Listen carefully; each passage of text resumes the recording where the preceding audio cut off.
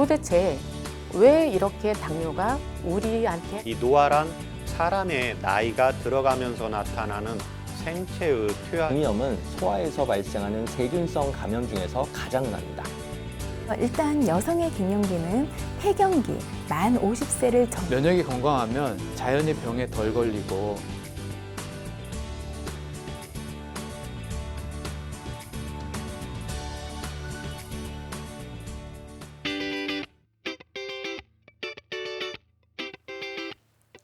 안녕하세요. 건강보감 한의사 박경숙입니다. 오늘 강의는 골다공증과 영양관리에 대해서 알아보는 시간인데요. 골다공증은 골절이 일어날 때까지 별다른 증상을 나타내지 않는 것이 큰 특징입니다. 골절이 쉽게 일어나기 시작하면 이미 치료가 어려울 정도로 골다공증이 심해져 있는 경우가 많은데요. 골다공증이 무엇이고 그리고 골다공증의 예방 및 관리법은 무엇이 있는지 알아보도록 하겠습니다. 그럼 오늘 강의 시작하겠습니다.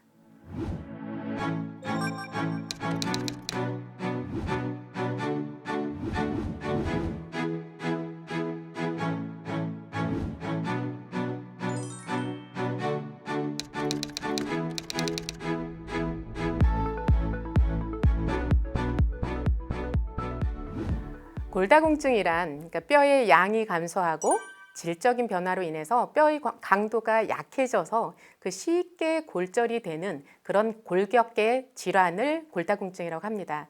그래서 골절이 일어날 때까지 별다른 증상을 나타내지 않는 것이 큰 특징이라고 말씀드렸는데요. 뼈라는 것은 성장이 멈춰 있는 조직이 아니라 뼈는 단단해서 그냥 처음부터 끝까지 가는 것 같지만 사실은 일생 동안 지속적으로 생성이 되고 자라고 그리고 소멸되어서 없어지고 이렇게 생성, 성장, 흡수 이런 과정들을 반복하면서 변해가는 그런 장기 중에 하나입니다.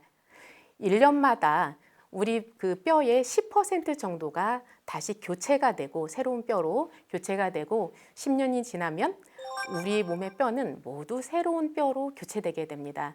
그래서 조골세포와 파골세포의 어떤 전쟁터 같은 곳인데요. 그 혈액을 통한 영양 공급이 제대로 이루어져야만 그 조골세포가 활성화되면서 그러니까 조골세포라는 건 뼈를 막 만들어내는 세포죠. 그렇게 되면서 뼈세포가 많이 생성이 되고 튼튼해지는데 이렇게 영양 공급이 이루어지지 않으면 이제 뼈 생성이 제대로 이루어지지 않게 되는 거죠. 이처럼 혈액순환은 튼튼한 뼈를 형성함에 있어서도 매우 중요한 요소로 작용하는 부분입니다. 우리가 20대에는 아무런 화장품을 바르지 않고 아무 관리를 받지 않아도 사실 탄력이 좋고 예쁘잖아요. 그런데 나이가 들면 어쩔 수 없이 이렇게 주름이 생기고 탄력이 없어지는 것처럼 뼈도 마찬가지입니다. 20, 30대에는 좋은 골밀도를 유지하지만 나이가 들수록 점점 줄어드는 것이 자연스러운 현상입니다. 문제는 점점 줄어들 수는 있는데 뼈가 약해질 수는 있는데 그래도 우리의 수명을 다할 때까지는 그래도 뼈가 버텨줄 정도는 돼야 한다는 것이지요. 그래서 우리가 뼈가 아무리 약해지더라도 우리의 육체를 견뎌낼 수 있을 정도로까지는 있을 수 있도록 그 이전에 관리하는 것 그것이 중요하겠죠. 뼈의 강도는 뼈의 양과 질에 의해서 결정된다고 했는데요. 그렇다면 뼈의 질에 영향을 주는 요소는 무엇이 있을까요?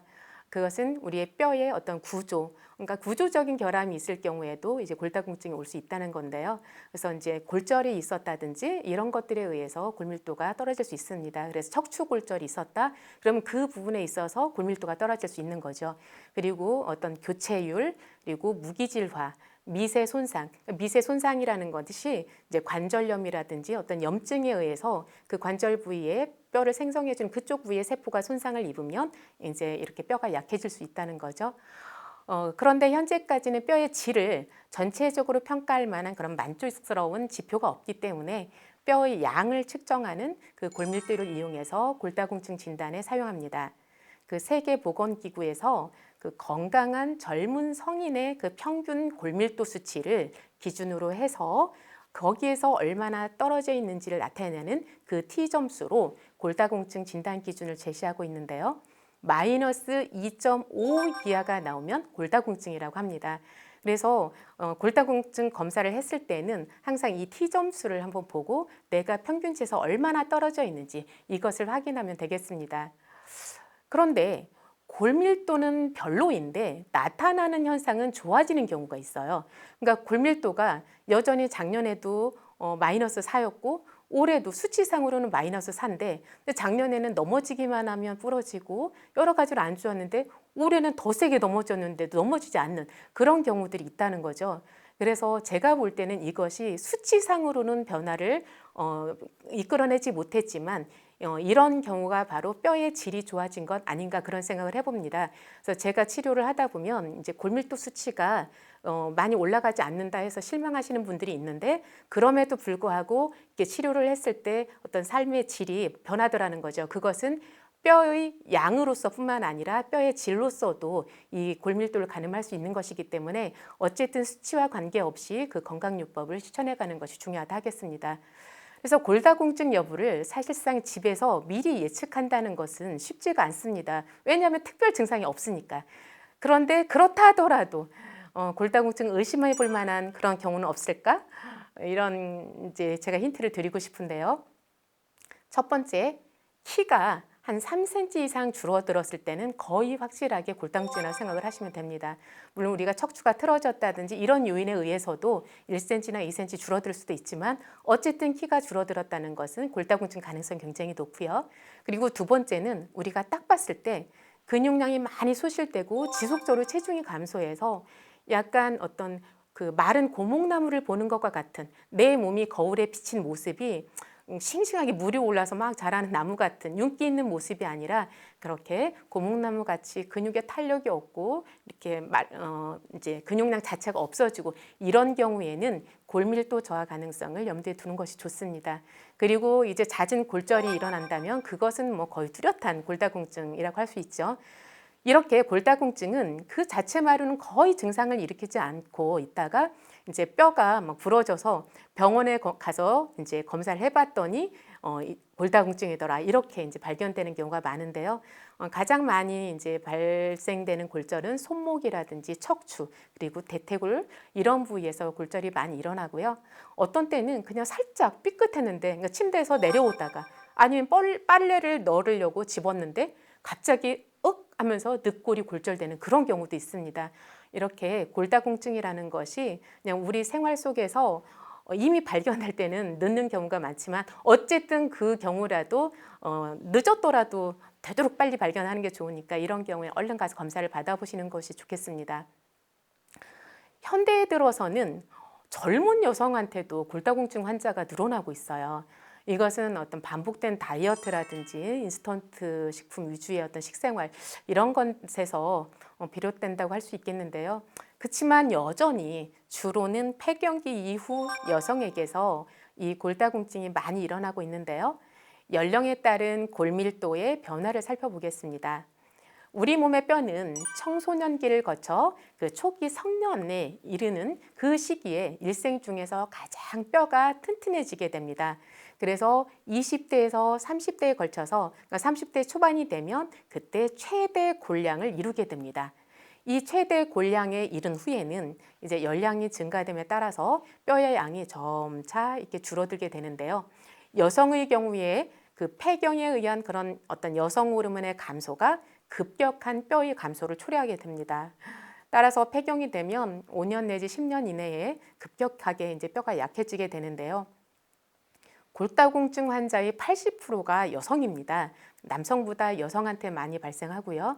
그런데 여성 중에서도 폐경기 이후에는 10명 중 3, 4명 이상이 골다공증 환자라고 알려져 있습니다. 그리고 여성은 70세에 이르면 35% 내지 50% 정도, 그러니까 70세에 이르면 거의 절반 정도가 골다공증에 걸리게 되는데요.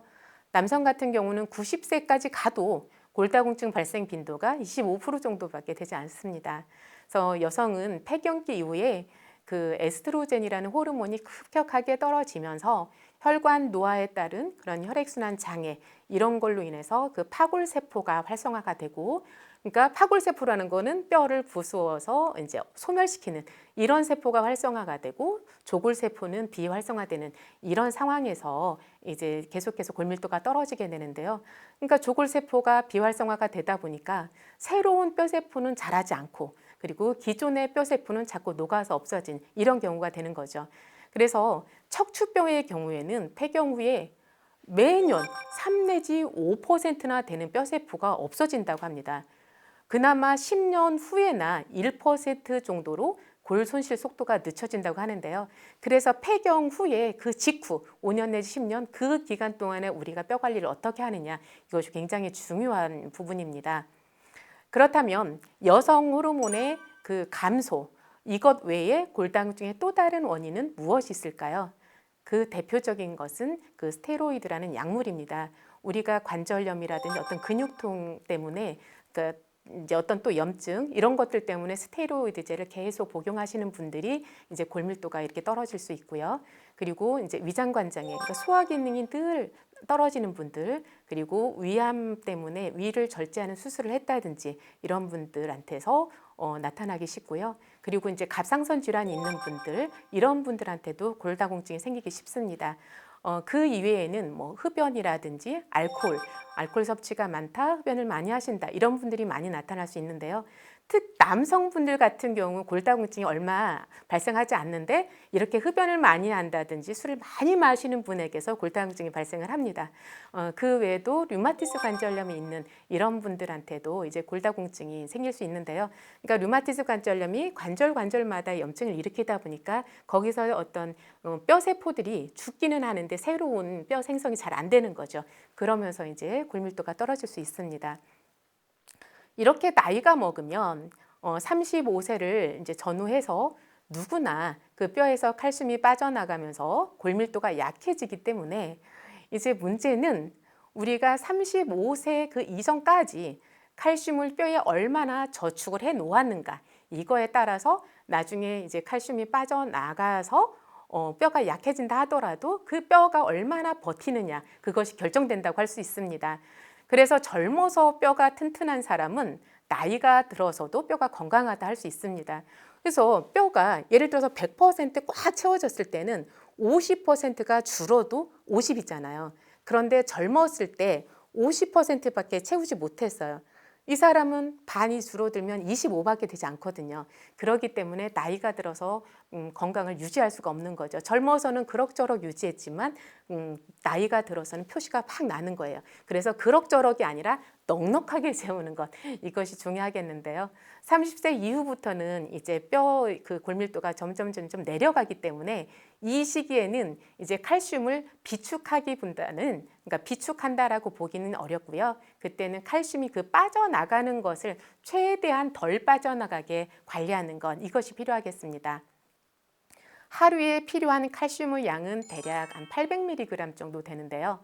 그 혈액에 그 남아있는 혈액을 타고 돌아다니는 이 칼슘이 부족해지게 되면 그 뼈에 저축해 두었던 칼슘을 빼나와서 그 칼슘이 다른 일을 할 수 있게 합니다. 이때 갑상선이 그 필요한 만큼의 칼슘을 뼈에서 빼내오는 그런 역할을 하게 되는데요.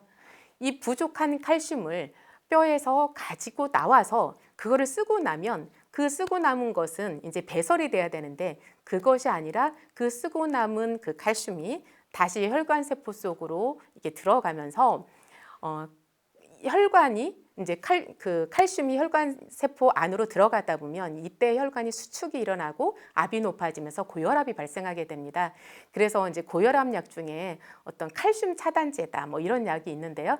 이런 기전에 의한 것입니다. 어쨌든 뼈에 혈액을 통한 영양 공급이 원활하게 이루어지지 못하면 뼈에서는 골밀도가 떨어지면서 뼈 자체가 푸석푸석해지고 또 혈관은 고장이 나고 그리고 빠져나온 칼슘은 돌아다니다가 순환이 안 되는 곳에 가서 침착해서 굳어지면서 석회화 되는 이런 악순환이 반복되게 됩니다. 그래서 이런 일이 반복되다 보면 노년으로 가면서 골밀도는 급격히 더 안 좋아지게 되겠죠. 이런 관점에서 볼 때 20, 30대 그 최대 골량에 이르는 시점에서 최대 골량을 얼마나 비축하느냐가 갱년기 이후에 그 뼈 건강을 좌우한다고 할 수 있겠는데요. 그렇다면 최대 골량을 형성하는 가장 중요한 요소는 무엇이 있을까요? 그것은 첫 번째로 유전적인 성향입니다. 그래서 대략 한 50 내지 80% 정도에서 강한 유전적 성향을 띠고 있는데요. 그러니까 어머니의 뼈가 약하면 딸에게서도 같은 현상이 나타날 그런 확률이 높다는 거죠. 두 번째로는 청소년기 동안의 어떤 신체 활동이나 칼슘의 섭취 이런 것들, 그다음에 세 번째는 성장 호르몬이나 갑상선 호르몬, 성 호르몬 등과 같은 내분비계의 어떤 이상 이런 것들이 그 갱년기 여성의 어떤 골밀도를 결정하는 데 있어서 중요한 부분으로 작용할 수 있는데요. 제가 이 부분을 이제 준비하면서 그냥 웃었어요. 저 같은 경우는 이 세 가지에 다 해당하는 거예요. 엄마가 굉장히 심한 골다공증이었고요. 제가 어렸을 때 뭐 굉장히 힘든 과정들을 거치면서 영양 섭취가 굉장히 충분하지 못했었고, 그리고 제가 20대에 10년 동안 갑상선 항진증이라는 질병을 앓았었거든요. 그런 것들을 거치고 나서 30대 중반에 제가 골다공증이 굉장히 이미 심해져 있다는 것을 발견했었고요. 물론 지금은 그걸 다 극복했기 때문에 여유 있게 이렇게 웃으면서 이야기할 수 있는데요. 어쨌든 그런 요인들에 의해서 이제 골다공증이 발생할 수 있다 이렇게 말씀드렸고요. 사실 현대인들은 칼슘을 충분히 먹고 있다고 생각하기 쉬워요. 먹을 것이 풍부하니까. 그런데 최근 연구조사 결과에 의하면 한국인의 그 4명 중 3명은 칼슘 권장 섭취량보다 훨씬 적게 섭취하고 있다. 그리고 10대의 경우에는 80% 친구들이, 그리고 70대의 경우 86% 정도의 어르신들이 칼슘을 권장량보다 적게 먹고 있는데, 그것도 겨우 권장량의 한 절반 정도만 섭취하고 있는 것으로 그렇게 드러났습니다. 청소년들은 뼈가 자라는 시기고 성장을 해야 되기 때문에 이 영양이 중요하고, 또 노인의 경우는 뼈가 자연적으로 손실되는 시기이기 때문에 영양을 충분히 섭취해야 하는데, 그럼에도 불구하고 이 시기에 칼슘이 부족한 분들이 많다는 건 이건 우리가 주목해야 될 부분 아닌가 생각합니다. 현대인들은 우유도 많이 먹고 고기도 많이 먹고 이렇게 음식이나 영양제로 칼슘을 충분히 섭취하고 있는데도 왜 이런 일이 발생할까 의아한 분들이 계실 텐데요. 그런데 우리가 섭취하는 것의 60% 내지 80%가 흡수가 되지 않고 배변을 통해서 몸 밖으로 배출되기 때문입니다. 그래서 이 흡수율을 높이는 것, 이것이 이제 관건일 텐데요. 자, 이렇게 부족해지기 쉬운 칼슘. 그러다 보니 칼슘 보충제를 섭취하는 분들이 굉장히 많습니다. 그런데 이 칼슘 보충제가 오히려 건강에 해로울 수도 있다는 사실을 또한 아셨으면 좋겠는데요. 혼란스럽죠. 이것을 이해하기 위해서 그 체내 칼슘의 역할에 대해서 조금만 더 알아보겠습니다. 우리 몸의 칼슘은 99%가 뼈와 치아를 형성하고 나머지 1%가 혈액에 존재하게 됩니다. 특히 혈액에 존재하는 이 칼슘은 적은 양이지만 심장박동, 혈관의 수축과 이완, 신경 자극 전달 이런 생명 현상을 유지하는 데 있어서 필수적이기 때문에 없어서는 안 되는데요. 이렇게 이제 칼슘이 부족하게 되면 우리가 몸 밖으로 드러나는 증상들도 있어요. 그래서 손발톱이 얇아진다든지 머리카락이 얇아진다, 근육 경련이 일어난다, 아니면 갑자기 분노가 치밀어 오른다, 또는 우울증, 불면증 이런 현상들이 생기기도 한다. 그리고 이제 뼈보다는 생명 현상을 유지하는 것이 더 중요하기 때문에 혈액 속에 칼슘이 부족해지면 뼈 속 칼슘을 혈액으로 이동시키게 됩니다. 문제는 뼈에서 녹아서 나온 이 칼슘은 그야말로 악성 칼슘이라 할 수 있는데요. 이 악성 칼슘은 필요한 부분에 가서 쓰이고 남은 것은 혈관벽에 침착이 되면서 이 혈관벽에 쌓이고, 그러다 보면 혈관벽이 막히게 되고, 이러면서 나중에는 혈관을 손상시켜 동맥경화를 유발하게 되는 것입니다. 결국 혈관이 완전 막히게 되면 이제 혈관 조직이 파괴가 되면서 심근경색이나 뇌경색 등으로도 이어질 수 있겠죠. 영양제 형태로 과하게 섭취한 칼슘도 뼈에서 빠져나온 칼슘과 비슷한 기전으로 일부가 쓰인 뒤에 나머지는 그 체외로 100% 배설되는 게 아니라 혈관에 남아서 혈관을 손상시키고 혈액을 타고 돌아다니다가 침착되어서 석회화를 이루기도 합니다.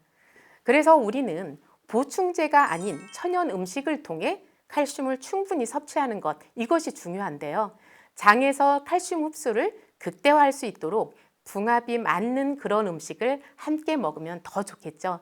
그래서 천연 음식에 들어있는 칼슘은 필요한 만큼만 쓰이고, 그러고 나서 혈관벽에 축적되는 것이 아니라 자연 배출되게 되고, 그리고 음식에 들어있는 또 다른 영양소가 칼슘의 흡수를 도와줄 수 있게 됩니다. 우리가 튼튼한 골밀도를 유지하려면 칼슘과 칼슘의 흡수를 돕는 비타민이 충분한 그런 식단을 통해서 뼈의 칼슘이 빠져나오지 않아도 되는 그런 상태를 유지하는 것, 이것이 가장 중요하다 하겠습니다. 그래서 오늘은 골다공증과 영양관리에 대해서 알아보았는데요. 골다공증이라는 것이 한번 발생하고 나면 이미 돌이키기는 어렵다는 것, 이것을 또한 알게 되었습니다. 그래서 최대한 우리가 젊었을 때 뼈를 튼튼하게 그렇게 저축해 두어서 갱년기를 지나고 노년기에까지도 튼튼하게 지낼 수 있었으면 좋겠습니다.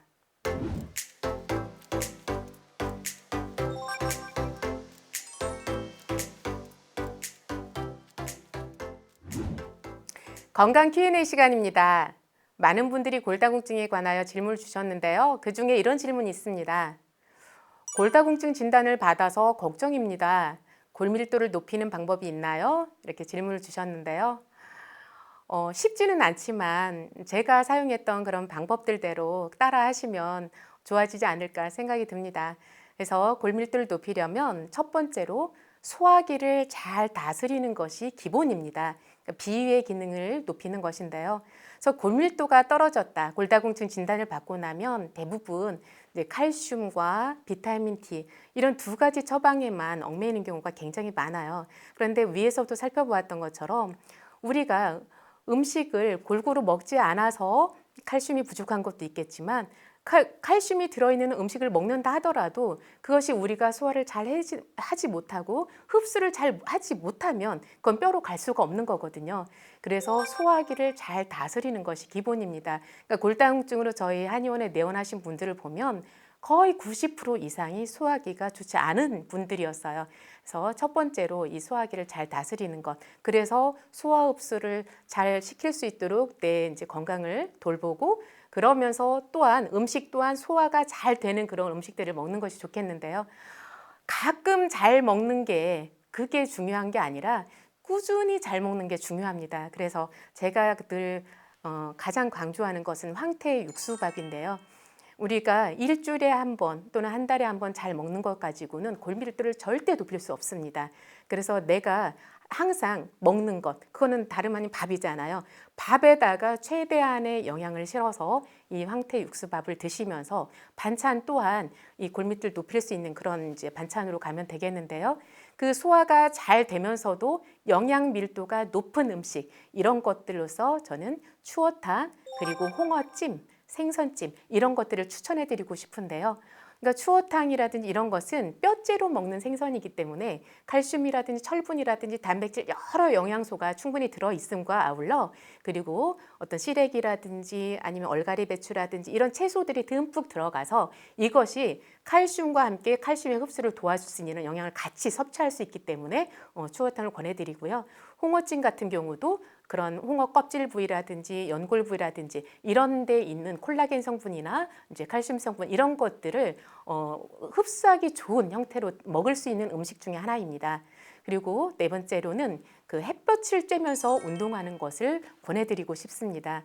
그러니까 운동을 하기 힘들다면 그냥 오전에 나가서 햇볕을 쬐고만 있는 것, 이것으로서도 골밀도를 높이는데 어느 정도의 효과는 있습니다. 그래서 이렇게 비위 기능을 높여서 소화가 잘 될 수 있도록 해주고, 그리고 영양 밀도가 높은 음식을 먹는다. 그리고 햇볕을 쬐면서 운동하는 것, 이 운동이라는 것은 혈액순환이 잘 되게 하는 것, 그리고 비타민 D가 생성되게 해서 칼슘의 흡수를 높이는 것, 이런 거 외에도 그 관절을 자극하는 것 그 자체가 또한 골밀도를 높여주는 그런 방법이기도 합니다. 그래서 이런 것들을 통해서 이제 골밀도를 높여갈 수 있기를 제가 응원해 드리겠습니다.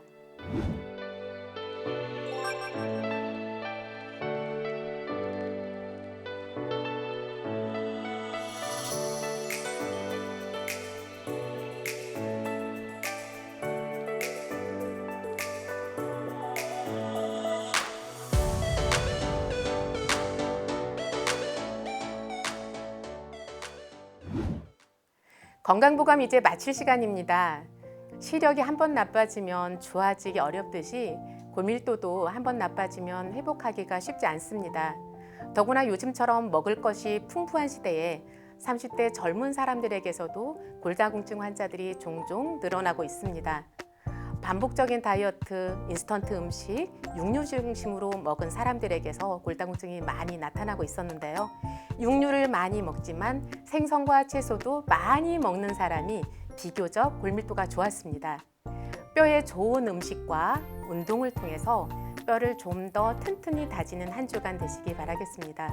다음 시간에도 함께 하시면서 더욱 건강해지시기를 바라겠습니다. 감사합니다.